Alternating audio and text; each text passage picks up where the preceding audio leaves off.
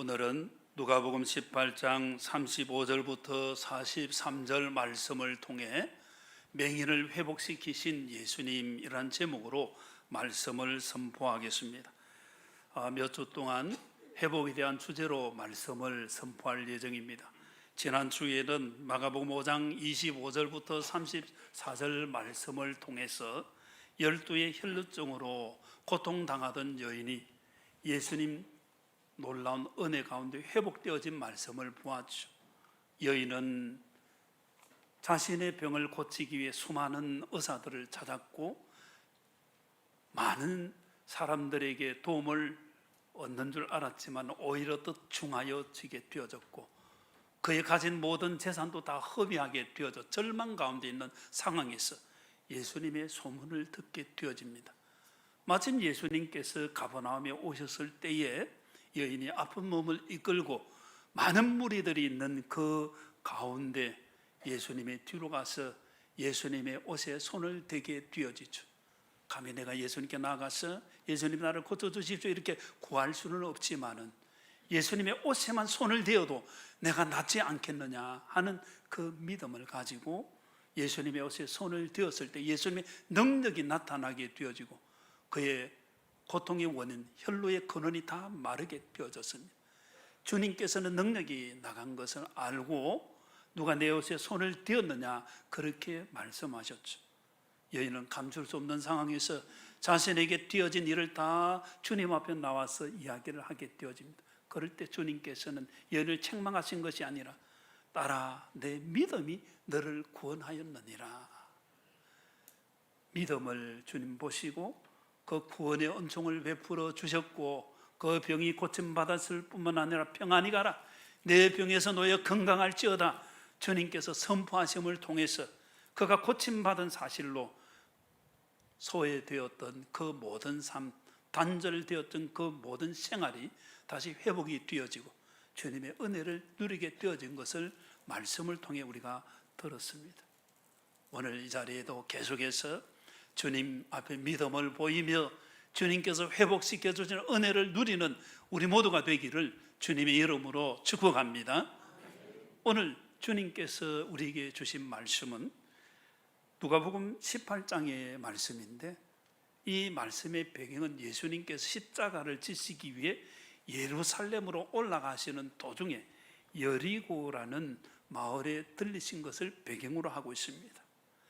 여리고를 들어가셔서 예수님께서 놀라운 은혜를 베풀어 주셨는데 그 은혜의 주인공이 오늘 우리가 읽었던 맹인이죠. 구걸하는 자, 마가복음을 보면 거지 맹인, 그 이름을 바디메오라 그렇게 기록을 하고 있습니다.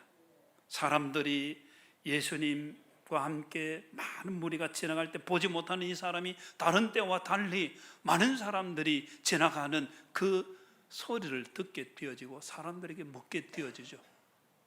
도대체 무슨 일입니까? 사람들이 대답을 합니다. 누가복음 18장 41절에 보면 누가복음을 보게 되어지면 사람들이 예수님께서 지나가신다 나사렛 예수가 지나가신다 그럴 때 바디메오는 소리치죠. 나사렛 예수라는 그 이름 대신에 다윗의 자손 예수여 나를 불쌍히 여기소서 두 번이나 부르는 그 소리를 예수님 들으시고 바디메오를 불어 그 앞에 데리고 오게 하십니다. 내가 무엇하여 주기를 원하느냐? 주님 내가 보기를 원합니다. 주님께서 선포하시죠. 누가복음 18장 42절에 보면 내 믿음이 너를 구원하였느니라. 그리고 즉시로 그 눈이 떠지게 되어졌습니다. 그리고 43절의 말씀을 보면 곧 보게 되어 주님의 이 놀라운 회복의 은혜가 육적으로 일어났다는 것, 육안이 떠지게 되어진 것입니다. 나면서부터 보지 못했는지 중간에 사고로 보지 못했는지는 모르지만 그의 눈이 다시 보게 되어졌습니다. 그리고 43절은 더해서 그의 영적인 삶의 회복을 말씀을 하고 있습니다. 하나님께 영광을 돌리는 회복의 역사가 일어났습니다. 그리고 예수님을 따르게 되어졌습니다. 예수님을 따른다 하는 이것, 이 누가복음 18장의 배경을 보게 되면 예수님께서 예루살렘으로 가시는데 왜 가시느냐? 십자가 지시고 죽기 위해 가시는 거예요. 죽으시는 예수님을 뒤따라가는 그 자리에 들어가게 되어진 믿음을 말해주는 거예요. 하나님께서 주시는 은혜는 우리의 모든 삶이 세상적으로 잘되고 복되고 야 잘됐구나 이게 아니라 주님의 길을 가는 거예요. 주님의 뒤를 따르는 거예요. 때로는 그것이 십자가의 길, 고난의 길일 수도 있습니다. 그러나 주님을 믿는 영적인 변화가 일어난 주님을 따라가게 되는 거죠. 이 광경을 사람들이 보게 되어졌습니다. 백성들이 다 이를 보고 하나님을 찬양하게 되어졌습니다. 그러니까 이 거지 맹인 바디메오가 사람들이 하나님을 찬양하는 이유가 되어졌다는 거예요. 우리의 삶을 보고 하나님을 찬양하는 역사 일어나면 얼마나 하나님 기뻐하시겠습니까? 오늘 이 자리에 나와 말씀을 대하는 우리 모든 성도들에게도 주님께서 맹인 회복시켜 주신 것처럼 영적인 회복, 육적인 회복, 모든 삶의 회복의 은혜를 더해 주시기를 주님의 이름으로 축복합니다. 특별히 우리는 지금 육의 눈, 나이가 들면서 침침해지니까 육의 눈도 더 좋아지는 은혜가 있으면 좋겠죠. 이 은혜 있기를 주님의 이름으로 축복합니다. 그리고 더 중요한 것은 영적인 눈을 뜨게 되어지는 것입니다. 사도 바울은 에베소 교회 성도들을 위해 그렇게 기도를 하죠. 하나님, 에베소서 1장 18절 말씀에 보면 너희 마음 눈을 밝혀달라고 그렇게 하나님, 이 에베소 교회 성도들의 마음의 눈을 밝혀 주시옵소서. 주님께서 우리 모든 성도들의 마음의 눈도 밝혀 주시기를 주님의 이름으로 간구합니다. 주님께서 밝혀 주셔서 무엇을 보게 되느냐? 그 부르심의 소망이 무엇인가? 주님께서 우리를 불러 주셨습니다. 택하시고 부르시고 그것을 하나님의 부르심, 하나님의 그 부르심은 구원의 부르심이고, 그리고 우리의 삶을 계속해서 하나님께서 불러 주셔서 부르심의 마지막 소망은 구원의 완성입니다.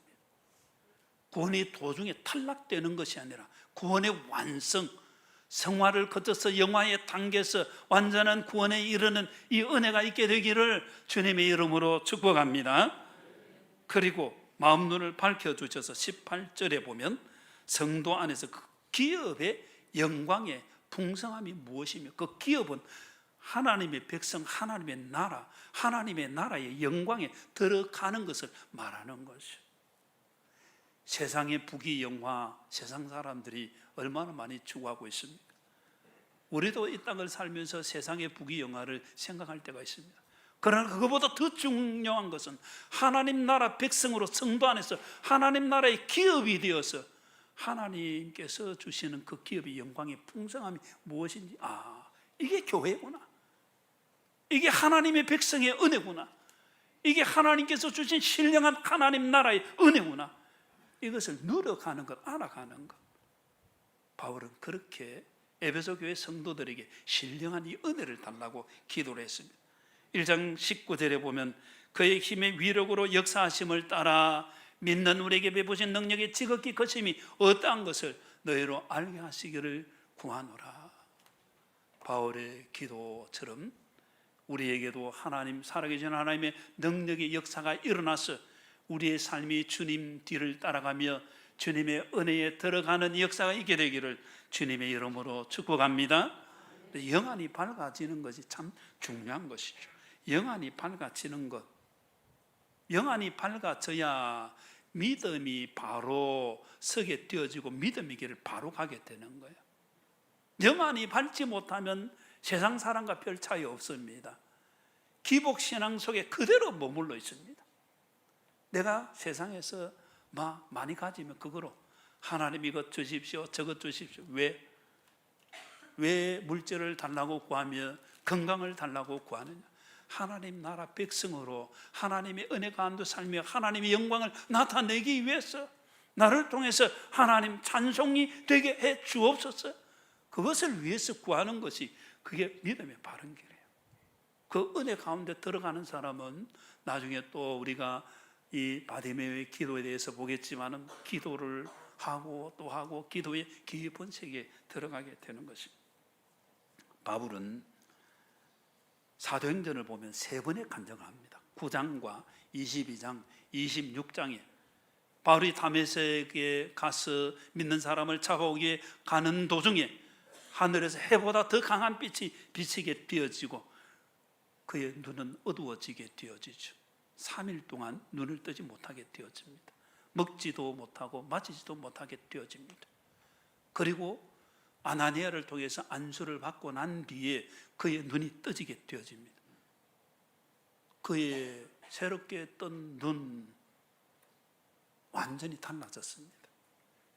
예수님을 믿는 사람을 잡아 죽이고 예수님을 모른다 했던 그가 예수님을 위해서 죽음의 자리까지 들어가는 십자가의 군병이 되어지고 십자가의 증인이 되어진 거죠. 영안이 뜬다는 것이 얼마나 중요한지 모릅니다. 그래서 바울은 사도행전 26장에 보게 되어지면 아그리빠 왕 앞에서 자신에게 되어진 일을 간증을 합니다. 그 간증 가운데 26장 18절에 보면 주님께서 자기를 택하여 주신 이유가 그 눈을 뜨게 하여 어둠에서 빛으로 자신의 과거의 삶이었고 앞으로 어둠 가운데 있는 사람들을 빛으로 인도하기 위해 서임받는 바울을 말하는 거죠. 사탄의 권세에서 하나님께로 돌아오게 하고 죄의 상과 나를 믿어 거룩하게 된 무리 가운데서 기업을 얻게 하리라.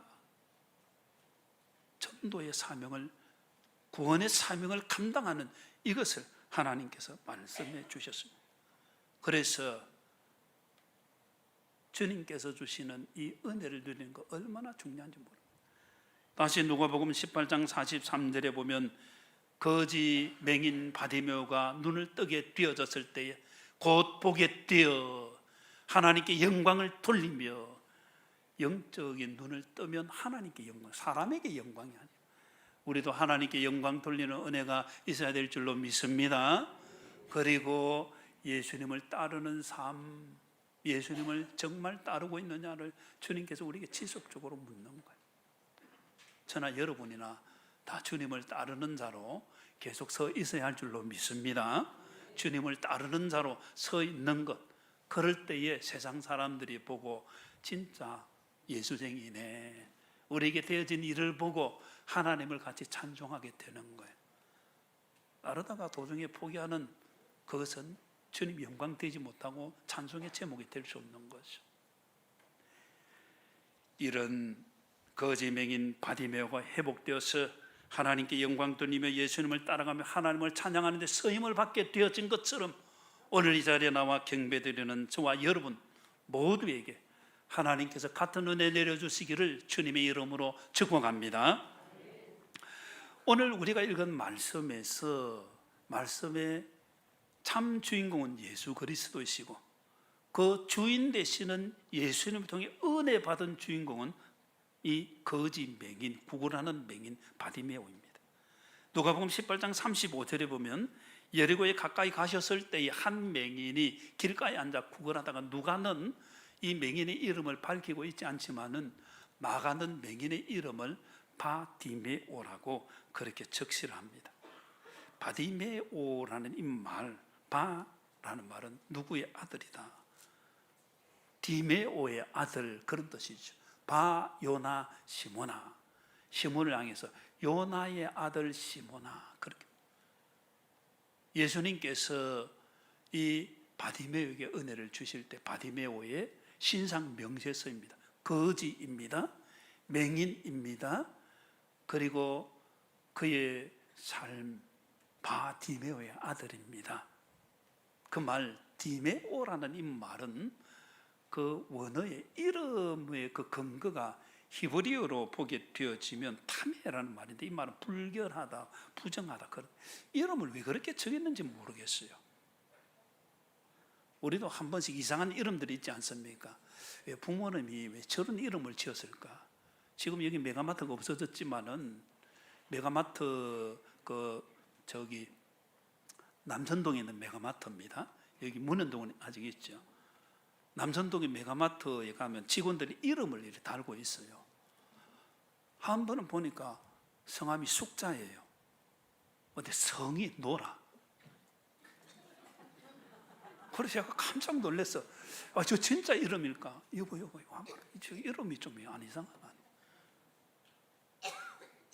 왜 디메오라고 불교라도 그렇게 이름을 정했을까?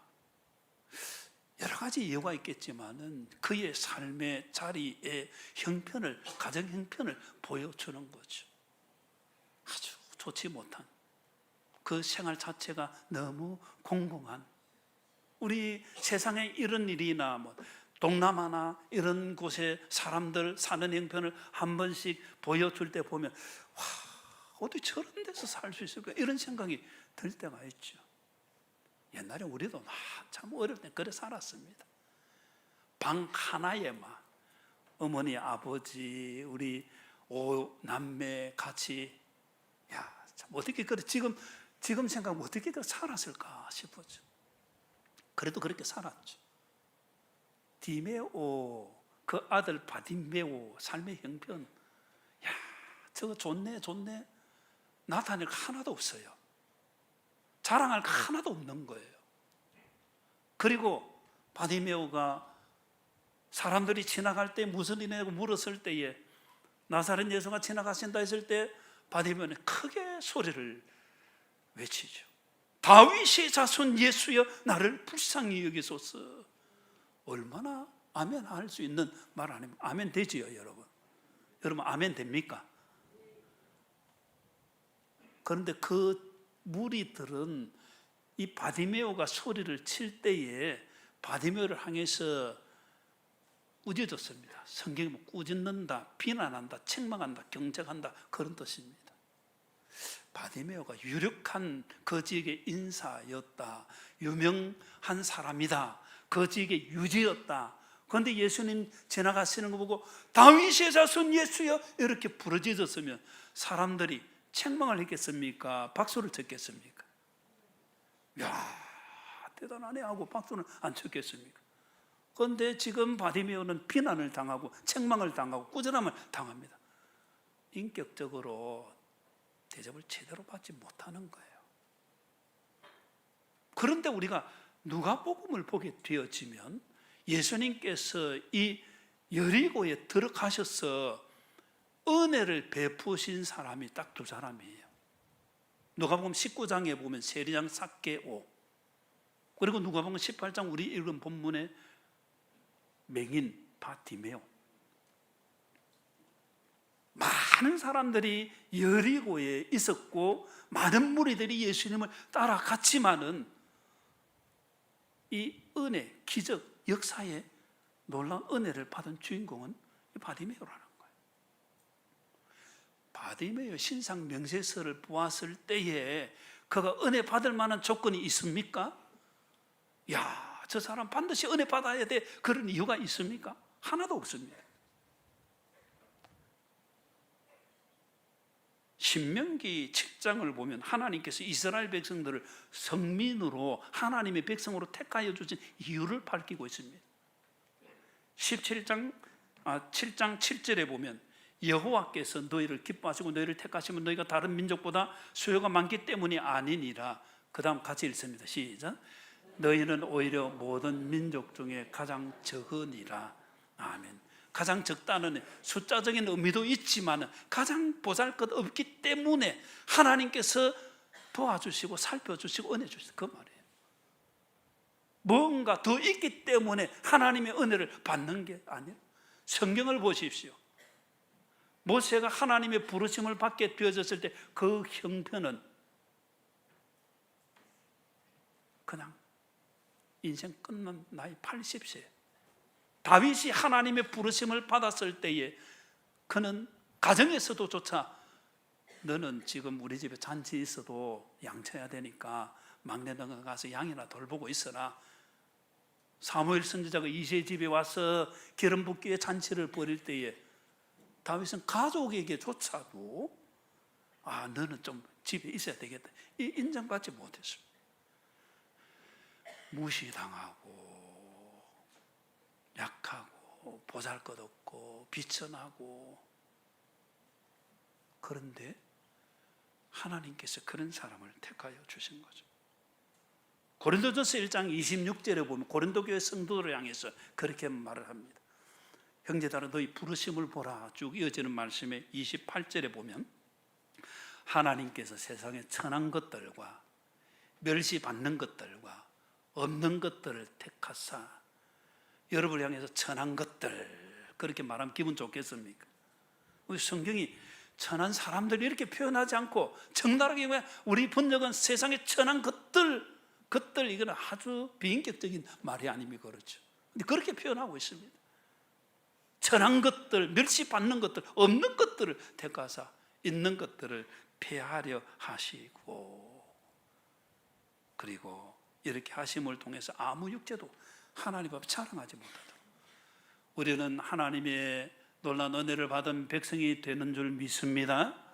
그러나 그 은혜가 나의 어떠함을 근거해서, 나의 잘남을, 나의 실력을, 나의 물질을, 나의 능력을 근거해서 주어진 것이 아니라 오로지 하나님의 은혜인 줄 믿습니다. 바울은 이렇게 고백합니다. 디모데의 믿음의 아들 디모데에게 편지를 보내서 디모데 1장 12절 이하에 보면 하나님께서 너무 감사한다. 내가 비방자고 박해자고 폭행자였는데 하나님의 긍휼을 더입었구나. 나 같은 사람이 어디 있느냐. 내가 죄인 중에 괴수라고 그렇게 표현합니다. 예수님께서 죄인을 구원하시기 위해 세상에 임하셨다, 그렇게 말씀하면서 내가 샘플이다. 내가 죄인 중에 괴수, 내가 샘플이다. 우리도 주님의 구원받은 백성의 샘플이 되어야 할 줄로 믿습니다. 가정에서 샘플이 비어지고 우리 직장에서 우리 주변 이웃 사회 속에서 야, 저런 사람도 구원받는구나, 이 은혜가 있기를 주님의 이름으로 축복합니다. 그래서 우리가 이 누가복음 18장을 왜 바디메오인가, 왜 주님께서 바디메오를 회복시켜 주셨느냐, 그에게 이유가 있는 것이 아니라 주님의 은혜라는 것입니다. 주님의 은혜인 줄 믿습니다. 나 같은 죄인 살려주신 주님, 우리 얼마나 연약합니까? 믿는다 하면서도 얼마나 실수가 많고 연약하고 잘못된 죄악이 많은, 부족하고 연약하고 비천하고 죄인된 우리를 위해서 주님께서 이 땅에 오셨고 사람의 몸을 입으시고 죽기까지 십자가에 죽기까지 복종하심으로 우리에게 구원의 은총을 내려주신 줄 믿습니다. 바디메오가 내가 그 거지 맹인 바디메오 나였구나, 이 은혜를 아는 자리에 우리 모두가 들어가게 되기를 주님의 이름으로 축복합니다. 오늘 우리 읽은 42절 말씀에 보면 예수님께서 맹인에게 말씀하신, 보라 내 믿음이 너를 구원하였느니라. 제가 성경을 볼 때 한 번씩 의문을 던지는 게, 이게 믿음일까? 믿음이 먼저일까? 구원이 먼저일까? 그런데 대부분 보면 주님께서 그걸 믿음이라고 인정해 주시는 거예요. 실제로 우리에게 내 믿음이 이렇네 자랑할 만한 것이 있는 것이 아니라 참 부족하고 연약해도 요래 조금 했다고, 봉사했다고, 기도 조금 했다고, 예배 드렸다고, 헌신했다고, 나 믿음 있네 인정해 주시는. 그래서 여기도 내 믿음이 너를 구원하였느니라. 그러면 맹인에게 그 믿음 무엇이었을까? 무리들이 예수님을 표현하는 것과 바디메오 맹인이 예수님을 표현한 것 차이가 있습니다. 예수님을 부르는 게, 무리들이 예수님을 부를 때에 누가복음 18장 37절에 보면 나사렛 예수께서 지나가신다, 이렇게 표현을 합니다. 그런데 맹인은 18장 38절에 보면 다윗의 자손 예수여. 무슨 차이가 있느냐는 거예요. 나사렛 예수, 우리는 다 나사렛 예수 그리스도 알고 있잖아요.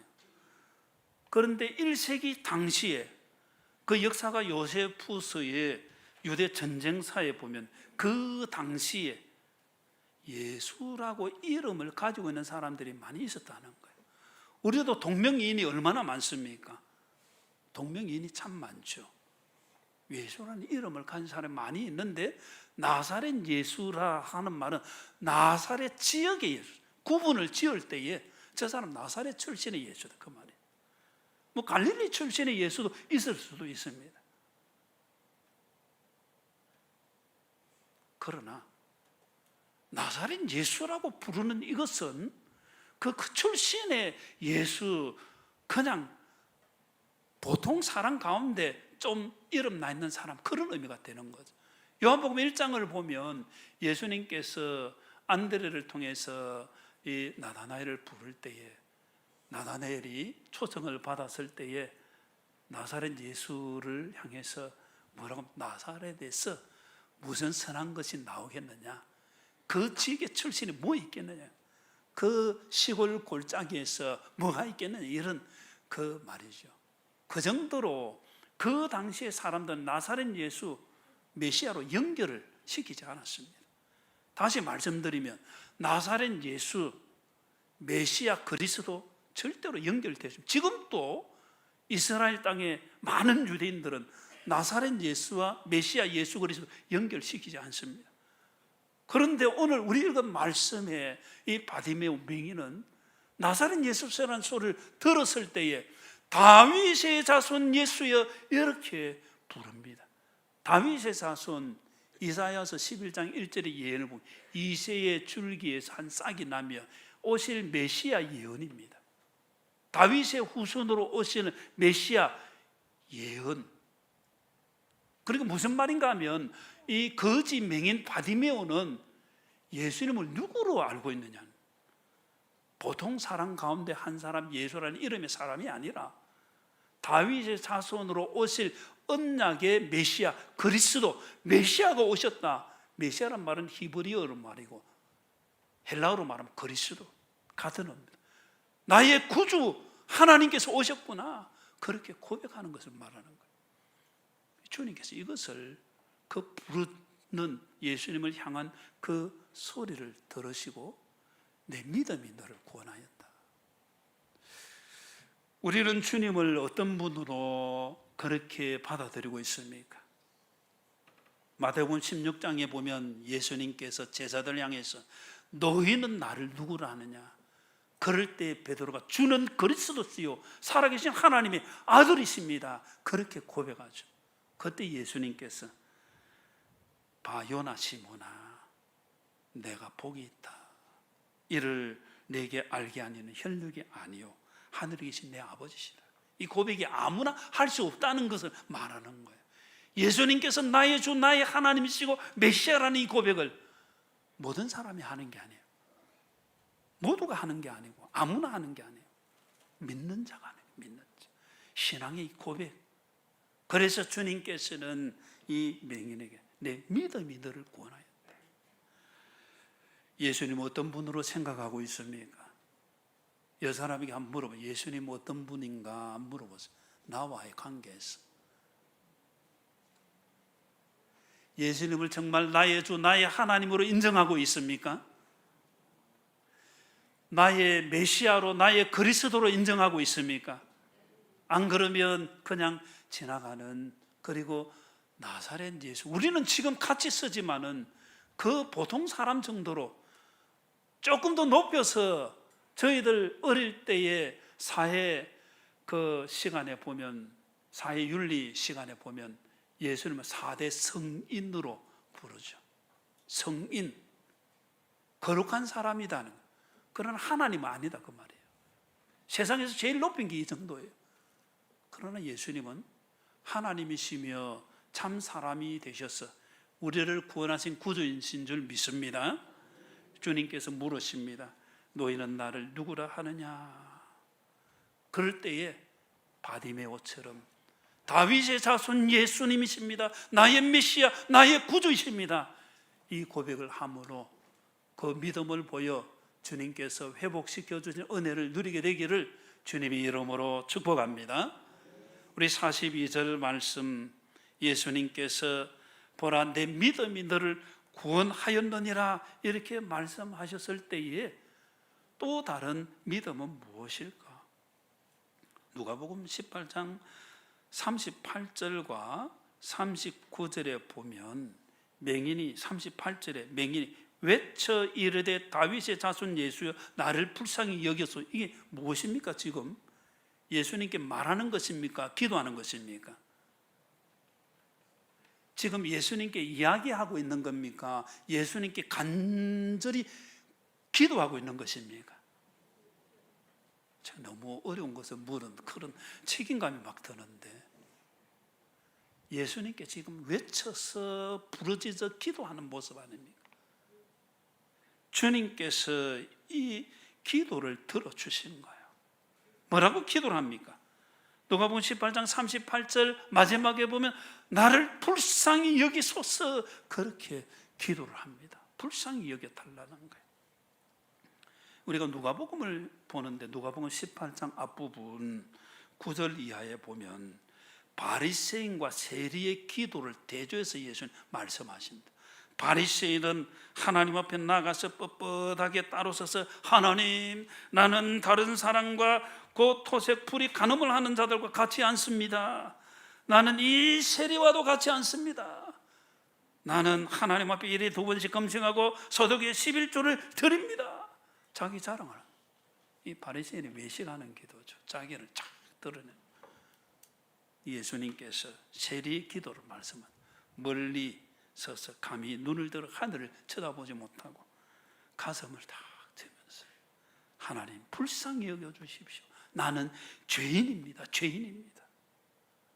누가 그 기도 응답을 받았는지를 주님 말씀하죠. 누가 어렵다고 인정을 받았느냐? 저 바리새인이 아니라 이 세리가 나는 죄인입니다. 나를 불쌍히 여기소서, 불쌍히 여겨달라는 거예요. 우리는 주님 앞에 안 불쌍한 척하고 나올 때가 참 많은 것 같아요. 그러나 주님 앞에 불쌍히 보여야 할 줄로 믿습니다.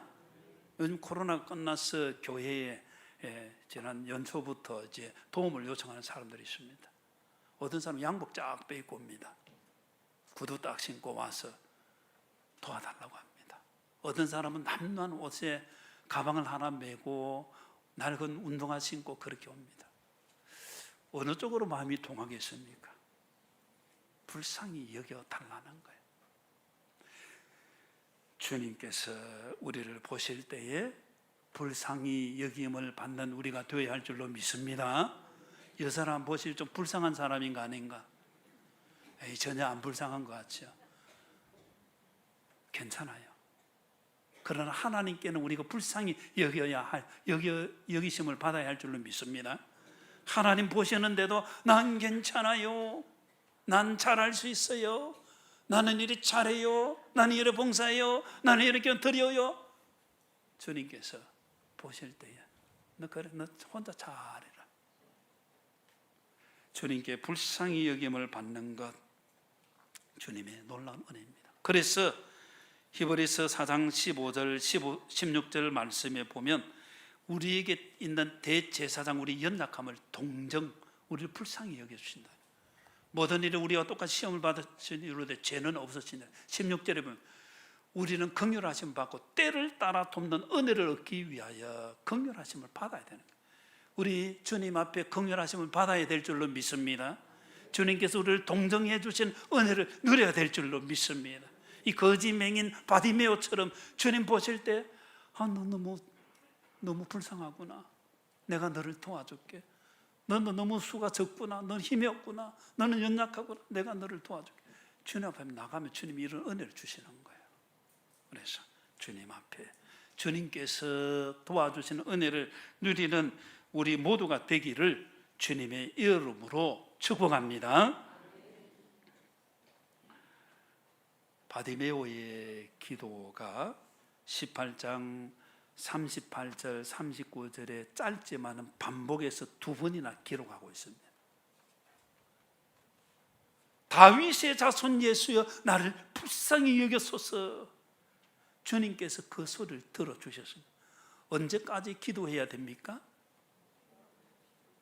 주님께서 들으시고 응답하실 때까지. 기도하고 포기한 것은 무엇입니까?